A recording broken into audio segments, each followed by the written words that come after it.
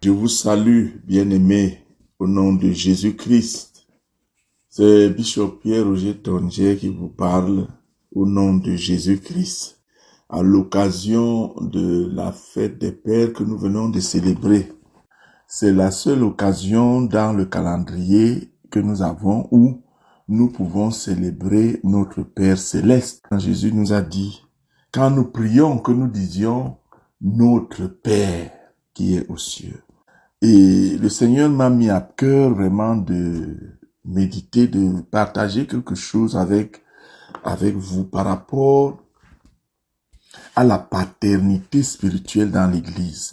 Jésus a fait de nous un royaume de sacrificateurs pour Dieu son Père. Et cela nous donne d'être des dirigeants, d'être des responsables spirituels, de nous occuper de ces enfants. Surtout, je parle aux pasteurs, spécialement à ceux qui ont la responsabilité sur le troupeau. Et c'est une grande responsabilité et ça nécessite des qualités dont je veux parler aujourd'hui en nous inspirant sur les exemples que Dieu même nous a donnés dans sa parole. L'Église est basée sur l'amour. L'amour est la plus grande richesse que Jésus-Christ nous a donnée. Et c'est c'est ce que nous devons poursuivre le plus. Beaucoup de secrets se cachent dans l'amour. L'unité fonctionnelle dont nous parlons dans David Christian Network International est basée sur l'amour. Parce que c'est par amour c'est parce que nous aimons un frère que nous pouvons découvrir en lui quelque chose de bon. Quand on hait un frère, tout ce qu'il va faire sera mauvais. On ne peut même pas voir ce que Dieu a mis en lui. La haine est une maladie grave qui rend aveugle. On doit fuir cette maladie parce que nous voulons voir clair. Lisons maintenant dans 1 Corinthiens 12, nous allons comprendre que l'unité que nous avons est basée sur les dons que Dieu nous a donnés. C'est ce qui fait de nous un corps. Parce que pour qu'il y ait un corps, il faut qu'il y ait des membres. Et il faut qu'il y ait des membres. Il faut que ces membres soient créés par Dieu. Et en tant qu'enfant de Dieu, l'Église est formée de chacun de nous qui formons les parties de son corps, parce que nous formons le corps de Christ et nous sommes les membres les uns des autres, les membres du corps. Et nous disons ici, quand on lit dans le livre de 1 Corinthiens 12, à partir du verset 4, il est écrit, il y a diversité de dons, mais le même esprit. Il y a diversité de ministères, mais le même Seigneur. Diversité d'opérations, mais le même Dieu qui opère tout en tous. Or, à chacun, la manifestation de l'Esprit est donnée pour l'utilité commune. La manifestation de l'Esprit dans chacun de nous est donnée pour l'utilité commune. Et verset 8 nous dit, en effet, à l'un est donné l'esprit par l'esprit une parole de sagesse, à un autre une parole de connaissance, selon le même esprit, à un autre la foi par le même esprit, à un autre le don de guérison par le même esprit, à un autre le don d'opérer des miracles, à un autre la prophétie, à un autre le discernement des esprits, à un autre la diversité des langues, à un autre l'interprétation de langues. Un seul et même esprit opère toutes ces choses, les distribuant à chacun en particulier comme il veut. C'est Dieu qui décide et qui distribue les dons à chacun de ses enfants comme il veut. C'est distribué lorsque nous avons donné notre vie à Jésus-Christ. Je donne toujours l'exemple de pasteur. Aujourd'hui, tu peux dire que tu es un pasteur. Mais quand tu regardes dans le passé, tu ne voulais pas, pour beaucoup, Et ce n'est même pas, ils n'y pensaient même pas. Mais aujourd'hui, ils sont pasteurs et très fiers de l'être. Cela leur a été donné lorsqu'ils ont cru. D'autres prophétisent. Ils ne savaient même pas ce que ça veut dire quand ils étaient dans le monde. D'autres ont des visions. Ils ne savaient même pas que quelque chose comme ça peut se faire. Mais cela est arrivé quand ils ont accepté le Seigneur. Et le Seigneur distribue ses dons, comme il est écrit ici dans le livre de 1 Corinthiens 12. Il distribue ses dons comme il veut. Il distribue comme il veut. Un seul et même esprit opère toutes ces choses, les distribuant à chacun en particulier comme il veut. Pasteur, ça veut dire paître le troupeau du Seigneur, aller derrière les brebis, prier pour les brebis, s'occuper des brebis, passer le temps avec les gens, souffrir avec eux dans le secret, connaître leurs besoins. C'est pas tout le monde qui peut le faire. Il y a beaucoup qui sont pasteurs, mais ils ne le sont pas. Un pasteur qui n'est pas, ça veut dire que les brebis s'asseyent et regardent. Où est le pasteur? Le pasteur ne m'a jamais visité. Le pasteur ne sait même pas où j'habite. Je sais comment, alors je vais faire comment. Quand je l'appelle, il n'est même pas là. Il ne prend même pas le téléphone. Où est le pasteur? Je le vois seulement dimanche. Ça, un pasteur a le souci des brebis. Regardez l'exemple de David. David, il était avec le troupeau en brousse pendant que ses frères étaient en train de vivre une vie douillette à la maison, au chaud. Lui, il était dehors, les moustiques le piquaient, mais il ne pouvait pas laisser les brebis. Et quand un lion venait, il préférait aller avec les mains nues pour déchirer le lion. Parce que tellement il avait le souci que ses brebis soient en sécurité. Quand tu as cela en toi, tu sais que tu es un pasteur. Et tu ne forces pas. Et que Dieu nous aide à comprendre ces choses. Amen. Mais ce n'est pas le but de notre entretien aujourd'hui. Notre but, le but de notre entretien est vraiment de parler de la paternité spirituelle. Ça veut dire de l'esprit du Père. Parce que quand tu es un pasteur, tu dois avoir un esprit de papa. C'est comme un père qui a les enfants dans la maison. Le père, avant que l'enfant ait un besoin, le père est déjà en train de se battre pour trouver la solution. Cet esprit de père dans l'église, comment est-ce qu'on peut le voir? Regardons un peu ce que le Seigneur nous montre ici dans le livre de 1 Samuel. Anne avait beaucoup souffert. Elle avait souffert de la stérilité. Elle n'arrivait pas à avoir d'enfant. Et quand elle a prié cette prière-là, Dieu lui a donné un enfant, Samuel.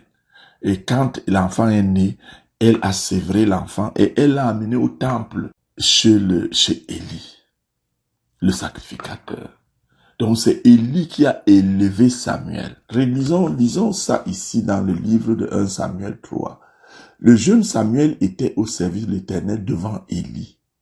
La parole de l'Éternel était rare en ce temps-là. Les visions n'étaient pas fréquentes.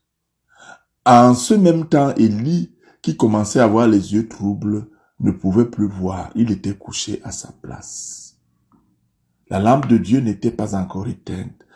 Et Samuel était couché dans le temple de l'Éternel où était l'arche de Dieu. Alors l'Éternel appela Samuel, il répondit, « Me voici. »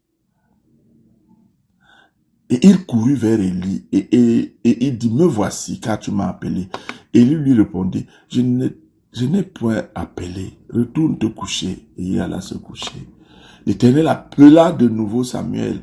Samuel se leva, alla vers Élie et dit, « Me voici, car tu m'as appelé. » Élie répondit, « Je n'ai point appelé mon fils. Retourne te coucher. » Vous entendez ce qu'il dit? « Je n'ai point appelé mon fils. Retourne te coucher. » C'était son fils spirituel. Samuel ne connaissait pas encore l'Éternel. Et la parole de l'Éternel ne lui avait pas encore été révélée.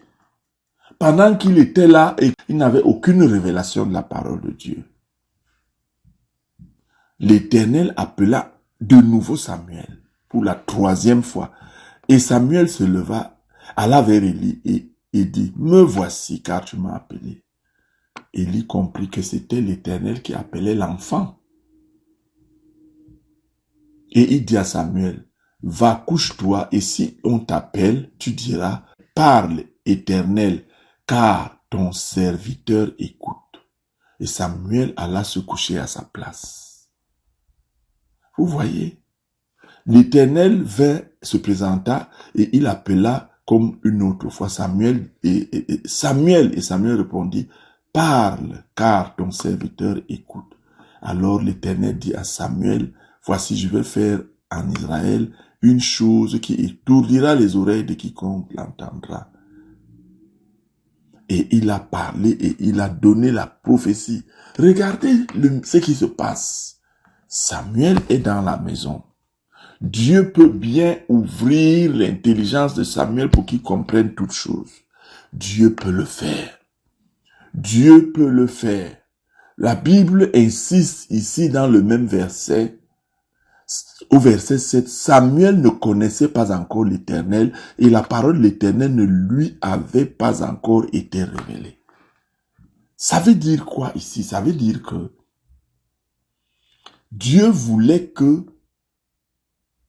passer par Élie pour activer le don dans la vie de Samuel.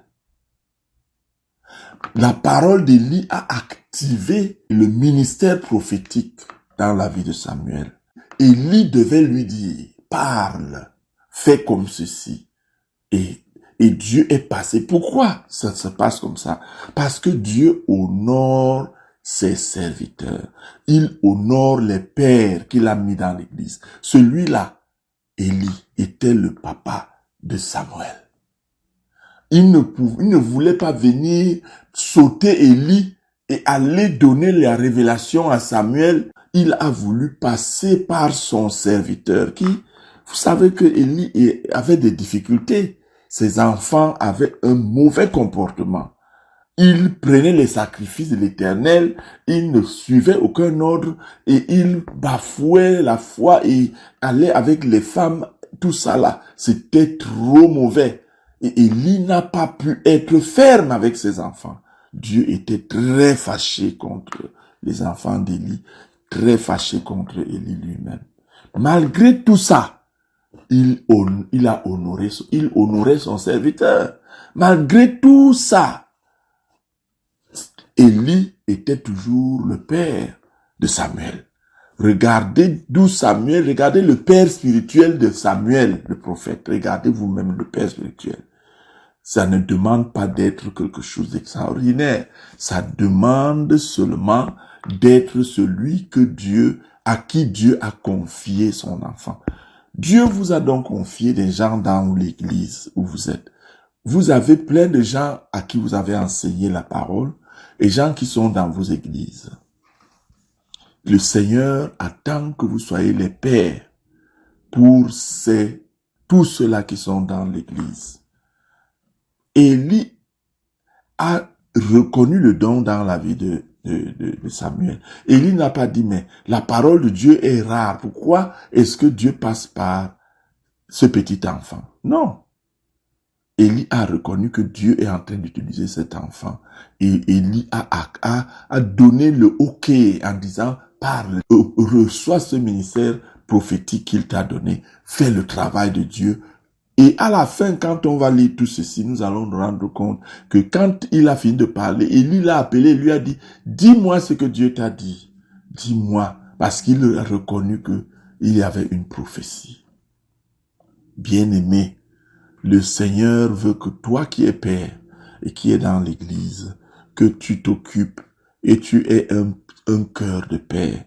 Les enfants qui sont dans vos églises et à qui Dieu a donné des dons spirituels.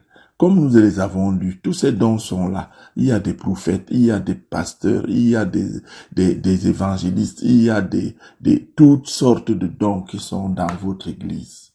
Parfois, tu peux discerner ces dons. Ne sois pas quelqu'un qui va bloquer. Dieu veut passer par toi pour que celui qui a reçu le don de prophétie puisse recevoir la confirmation et l'onction, parce que par ta bouche, tu as reconnu le don en lui et tu lui as donné de pouvoir aller de l'avant. Tu le confies à Dieu pour que Dieu continue le travail. Quand Samuel a commencé à prophétiser, il ne s'est plus jamais arrêté. Il n'est plus jamais venu demander à Élie, dis-moi, je fais comment? Il était déjà connecté à la source, à celui dont il est le serviteur. Tous les gens que Dieu utilise dans l'Église sont serviteurs de Jésus-Christ, serviteurs de Dieu. Donc, nous avons juste besoin de les pousser et de les aider afin qu'ils réussissent dans ce qu'ils ont à faire. Cela est tellement important.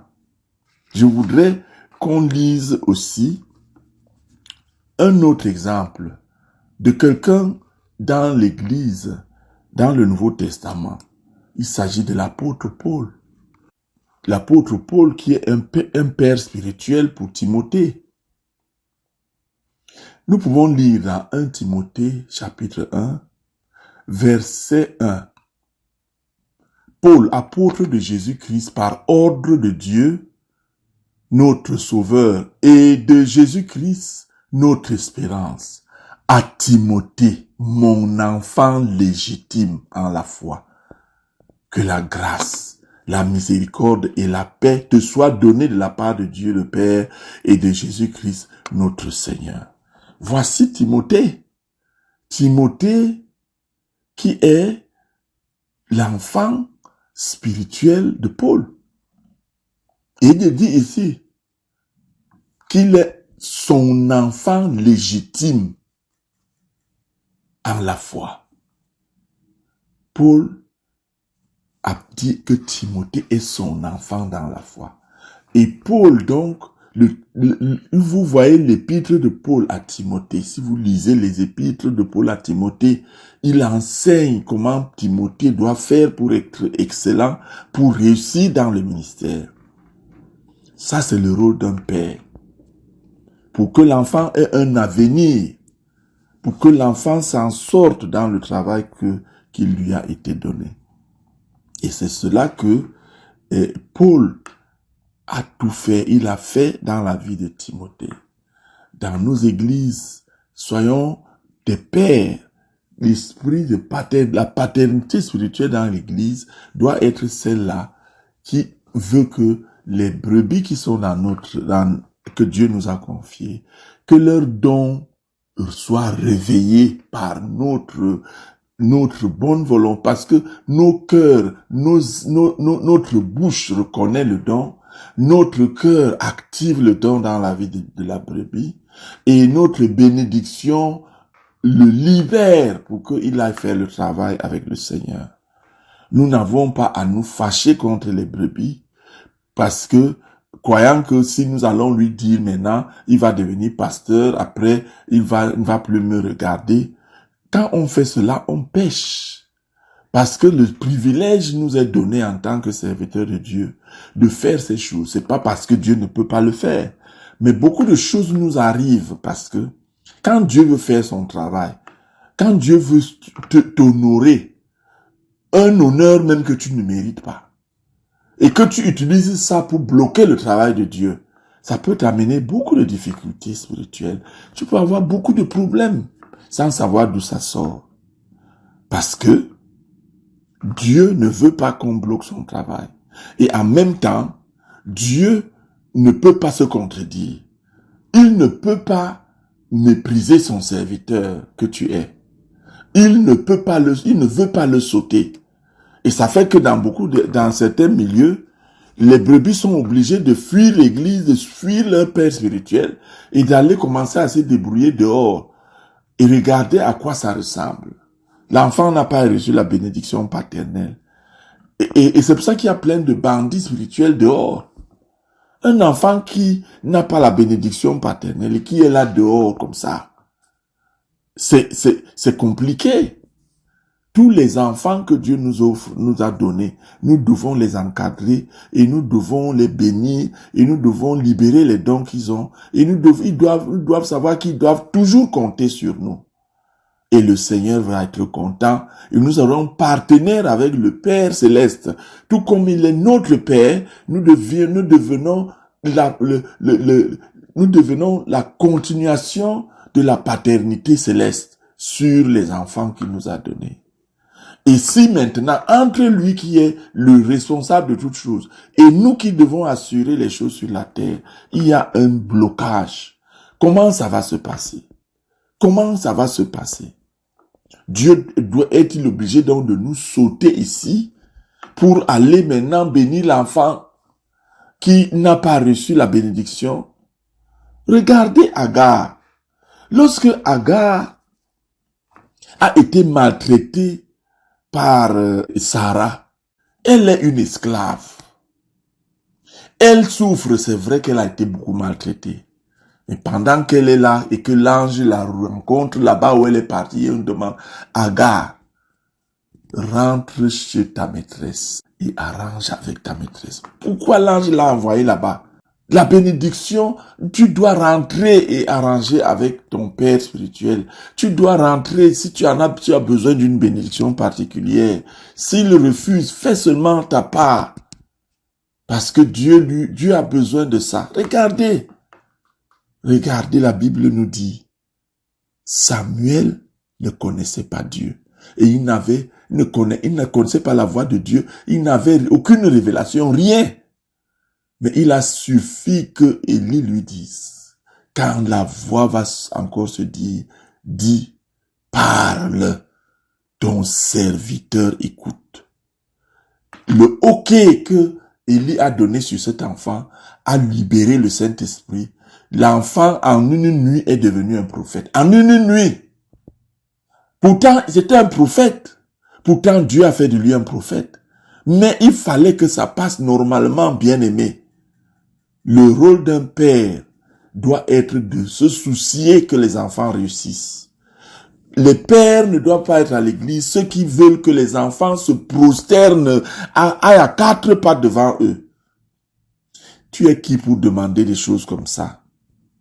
Si tu veux dans ce genre d'honneur, qu'est-ce qui va rester pour le Seigneur Jésus-Christ? Jésus a-t-il demandé à quelqu'un de marcher à quatre pattes, de lui acheter les animaux, les bœufs et l'argent pour qu'ils reçoivent quelque chose de lui? Pourquoi vous cherchez des malédictions en faisant ce qui n'est pas juste? Pourquoi quand vous faites le travail de Dieu, vous ne le faites pas souvent bien? Je ne parle pas à tout le monde, je parle à ceux qui entendent et qui comprennent ce que je suis en train de dire. Ayez pitié de vous-même, parce que quand vous faites cela, vous faites du mal à vous-même. Et Dieu va vous demander des comptes. Parce que s'il y a des Samuel qui sont là, et qui sont bloqués, et qui ne peuvent pas bouger à cause de vous, comment vous allez dire à Dieu ce jour-là? Vous allez dire que vous avez fait ça pourquoi? Le mauvais cœur. Et nous, alors, au niveau de David Christian Network International, nous avons besoin de ces dons spirituels ici dehors. Nous avons besoin de personnes qui ont des dons et c'est par la manifestation de ces dons-là que l'unité se fait au niveau de l'église et qu'il y a le réveil ici dehors et que beaucoup d'âmes sont sauvées. Le rôle du pasteur est tellement important. Le pasteur est celui-là. Quand l'évangéliste a fini le travail et que les gens ont donné leur vie à Jésus, c'est le pasteur qui enseigne comment lire la Bible, comment on prie, comment on fait et tout. Et c'est le pasteur qui veille sur la croissance de la brebis. Et après, c'est le pasteur qui discerne par le Saint-Esprit que tu as un don de telle chose. Comme Élie a discerné que Dieu voulait parler à Samuel. Il a vu que il veut prophétiser, que ça c'est un prophète. Tout, c'est comme ça que Dieu peut te donner le discernement sur les enfants que tu as. Et quand il te les donne, utilise ta parole, la parole prophétique, la parole pour libérer l'enfant, pour encourager l'enfant, pour libérer le flot de l'esprit, que le Saint-Esprit, si cet enfant a été appelé pour un travail, que le Saint-Esprit, que l'onction qui était accrochée en haut descende et entre dans l'enfant. Comme ça a été le cas pour Samuel, c'était en une nuit que Samuel est passé, ne connaissant même pas Dià un grand prophète en Israël. Et la prophétie qu'il a eue cette nuit-là, c'était à propos d'Élie et de ses enfants. Et il a donné cette prophétie. La première prophétie de Samuel, c'était sur son père spirituel et sa famille. Est-ce que vous comprenez? Et le père spirituel a accepté cette prophétie. Il n'a pas été offensé. Il a reconnu que ça, c'est un prophète. Est-ce que tu es prêt maintenant à reconnaître le prophète dans ton église? À reconnaître, je ne demande pas que, souvent aussi, quand les enfants de Dieu sont reconnus, d'autres qui n'ont pas été enseignés, qui ne comprennent rien, commencent à compétir avec l'église. Quelqu'un découvre qu'il a le don de prophétie ou le don de guérison, le don de miracle. Il se met à combattre le pasteur. Il dit, voilà, le pasteur il est ici, il ne peut rien faire. Il est pasteur pour rien. Moi, je peux faire les miracles. Moi, je peux faire ceci. Ça crée des problèmes. Certains pasteurs ont peur de ça. Un enfant peut-il lutter contre son père? Tu as fait le travail du Seigneur. Le Seigneur va s'occuper de son œuvre. Il dit, je bâtirai mon église. Ce n'est pas ton église, c'est l'église de Jésus. Fais seulement ta part, serviteur de Dieu. Sois un père, un bon père. Lisons, pour terminer, dans le livre de comment l'apôtre Paul parlait à Timothée. Comment l'apôtre Paul enseignait son enfant. Comment il enseignait Timothée. 1 Timothée 4, verset 12. Déclare ces choses et enseigne-les au verset 11. Que personne ne méprise ta jeunesse, mais sois un modèle pour les fidèles en parole, en conduite, en charité, en foi, en pureté. Jusqu'à ce que je vienne, applique-toi à la lecture, à l'exhortation, à l'enseignement.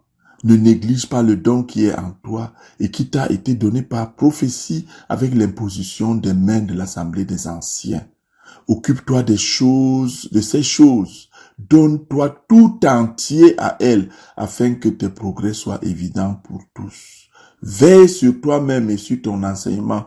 Persévère dans ces choses, car en agissant ainsi, tu te sauveras toi-même et tu sauveras ceux qui t'écoutent. Voilà un père qui parle à son fils. C'est le travail ici que Dieu nous donne en tant que père. D'être un soutien pour nos enfants. Si tu es un pasteur et que Dieu t'a donné un pasteur, tu lui donnes tu lui donnes des conseils, tu l'aides, tu fais ce que tu peux, mais tu ne bloques aucun enfant. Et tu sais que il est le serviteur de Jésus-Christ. Il n'est pas ton serviteur. Il est le serviteur de Jésus-Christ. Tu es co-ouvrier avec le Seigneur pour soutenir, pour que l'Église avance. Et tu t'occupes, si tu es un père qui a beaucoup d'enfants, tu ne peux même pas les suivre tous. Si l'église, le Seigneur voit que tu es un bon père, il va remplir ton église et des gens vont sortir de toi en grand nombre. Tu ne pourras même pas les suivre. C'est ainsi que de 12 personnes que Jésus-Christ a laissées et à qui il a donné le nom d'apôtre, est née toute une armée de personnes dans toute la terre entière qui aiment et qui servent le Seigneur et qui parlent de Jésus-Christ. On ne parle plus de Paul, on ne parle plus des autres, on parle de Jésus-Christ. Et c'est cela que nous sommes, les pères, ces parents que le Seigneur veut que nous soyons. Soyons ces parents que le Seigneur nous veut et n'oublions pas quelque chose. Et pendant que nous célébrons la fête des pères, nous devons aussi nous souvenir de notre Père céleste, à qui nous devons dire joyeuse fête des pères, bonne fête des pères à notre Père céleste. Père, aide-nous à être des bons pères pour tes enfants, pour tes brebis, pour tes enfants que tu nous as confiés.